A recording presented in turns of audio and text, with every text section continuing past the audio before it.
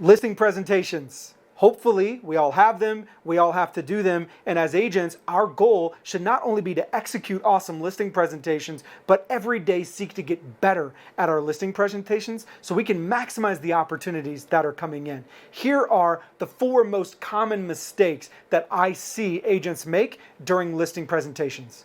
First, most every agent starts their listing presentation by walking around the home and touring the home with the homeowner. That's not the mistake. That's totally right. But what most agents do when they walk around the home is they spend the entire time complimenting the homeowner on their home. Oh, beautiful upgrade to the bathroom. Oh, this looks so lovely. That's such a great view. The problem is that if you spend your entire tour telling the owner how awesome their home is, they're going to have a really hard time accepting that their home is worth less than what they think. Your job is not to compliment their home the whole time. Your job is to build rapport with the homeowner as you're walking around. If you notice a picture of them on vacation in Cabo and you've also been to Cabo, point it out. Man, did you go to Cabo? I love Cabo, right? Your job is to internally make notes, ask questions, and build rapport as you walk around.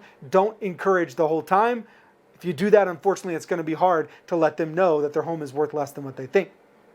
Second, the other thing that oftentimes happens is that agents present their value without facts. They present value without facts. My favorite fact to present in a listing presentation, and I present it before I present any of my value, is that 95% of the homes that buyers actually end up buying, they found either from their agent or they found online.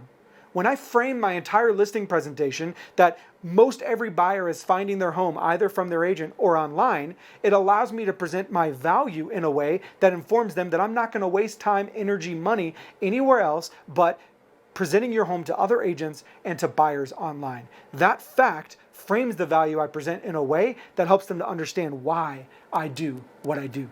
Now, the third most common mistake that I see is when we get time to present the list price, an agent gives an exact price instead of a range, right? Let's just be honest. This is not an exact science. No one knows the exact number of what the home should be listed at. And when you do that, you don't involve the seller in the listing process. What you should be doing instead is presenting a range. I like to use a phrase like this.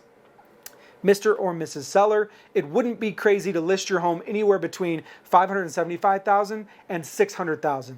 Now, it's up to you to choose which price you feel most comfortable with. Just keep in mind that the higher in that range you list, the more likely that you'll sit longer on the market and sell under asking price.